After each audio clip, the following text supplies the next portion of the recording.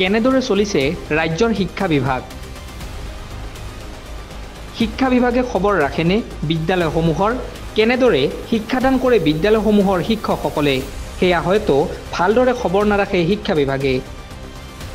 আমি আজি দেখুৱাবলৈ বিচাৰিছোঁ বাক্সা জিলাৰ এখন প্ৰাথমিক বিদ্যালয়ৰ শিক্ষা ব্যৱস্থা। বাক্সা জিলাৰ হালবাৰী মহকুমাৰ অন্তৰ্গত পূব উজান বাহবাৰী প্ৰাথমিক বিদ্যালয়ত শিক্ষক উপস্থিত থাকি ছাত্ৰ ছাত্ৰীক পাঠদান নকৰাৰ অভিযোগ সচেতন মহলৰ। বিদ্যালয়খনৰ প্ৰধান শিক্ষক বীৰ বাহাদুৰ চেত্ৰীৰ লগতে বিদ্যালয়খনৰ আন দুগৰাকীকৈ শিক্ষক বিদ্যালয়খনত উপস্থিত থকা মাত্ৰ দুগৰাকী ছাত্ৰক বিদ্যালয়ত অকলে এৰি থৈ লিখিবলৈ দি ঘৰলৈ যোৱাৰ অভিযোগ। মাষ্টৰ ক'ত গৈছে? মাষ্টৰ ক'ত গৈছে? মাষ্টৰ ক'ত গৈছে? ঘৰত গৈছে? কি কৰিব গৈছে?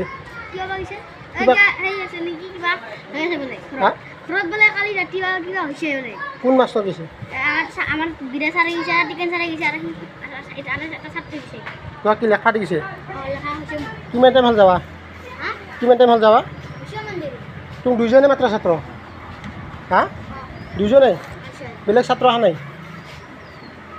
বেলেগ অহা নাই হয় নেকি? দে আনহাতে জানিব পৰা মতে বিদ্যালয়খনত থকা মুঠ 13 গৰাকী ছাত্ৰ ছাত্ৰীৰ বিপৰীতে শিক্ষক আছে মাত্ৰ 3 গৰাকী। কিন্তু কি কাৰণত বিদ্যালয়খনত উপস্থিত থকা মাত্ৰ দুগৰাকী ছাত্ৰ ছাত্ৰীক অকলে এৰি থৈ 3 গৰাকী শিক্ষক ঘৰলৈ গ'ল বুলি প্ৰশ্ন উত্থাপন কৰে ৰাইজে। ইফালে বিদ্যালয়খনৰ ভিতৰ চৰাৰ পয়া লগা অৱস্থায়ো চকু কপালত তুলিছে আপোনাৰো। এইসমূহ বিদ্যালয়ৰ শিক্ষকসকলৰ বিৰুদ্ধে অসম চৰকাৰ কিংবা বিটিআৰ চৰকাৰে কিবা ব্যৱস্থা ল'বনে, সেয়া হ'ব লক্ষণীয় বিষয়। মই আজি স্কুলখনত আহিছিলোঁ। কেছটো হ'ল কি, আমাৰ যিখন স্কুল উজান বাবাৰী স্কুলখন তাৰমানে আমাৰ কিছুদিন আগতে বেলেগ স্কুলত পৰিণত হৈছে। তাৰপিছত মই ভাবিলোঁ মোৰতো ল'ৰাটোক মই 10 টকা দিয়া নোৱাৰোঁ। তাৰপিছত মই পূব উজান বাবাৰী স্কুলখনত আহিলোঁ। স্কুলখনত আহোঁতে জোৰ জবৰদস্তি মোৰ ল'ৰাবিলাক মোৰ বুলি নহয়, আমাৰ বেলেগ গাঁৱৰ ল'ৰাবিলাক জোৰ জবৰদস্তি ইয়াতে এডমিশ্যন দিব খুজিছে। আমাৰ এইটো স্কুলত এডমিশ্যন দিব আমাৰ ইচ্ছা নাই। স্কুলক মই কোনোদিন বেয়া নাপাওঁ, স্কুল ভালে শিক্ষাই। কেছটো হ'ল কি আমি দিব খুজিছোঁ লাষ্টৰ স্কুলত আমাৰ এতিয়া এখন দলং আছে, দলংখন অসুবিধা। তাৰপিছত পেন নাম্বাৰটো বিচাৰিছিলোঁ। পেন নাম্বাৰটো বিচাৰি ছাৰে ক'লে কি পেন নাম্বাৰটো মোৰ তাতে নাই, সেনেকৈ ক'লে। মই আৰু লাচিতত গ'লোঁ। লাচিতত যাতে ছাৰ লাচিত স্কুলত স্কুলৰ ছাৰে ক'লে কি বোলে পেন নাম্বাৰটো নহ'লেতো এডমিশ্যন নহ'ব। তাৰপিছত কি কৰা যায়? লাচিত স্কুলৰ ছাৰবিলাকে ক'লে কি এটা কাম কৰা, তুমি এটা নাম্বাৰ লোৱা, মোক সেনেকৈ ক'লে। মই CRC নাম্বাৰটো ল'লোঁ। CRC নাম্বাৰটো মই CRC ছাৰক মই ফোন কৰিছোঁ।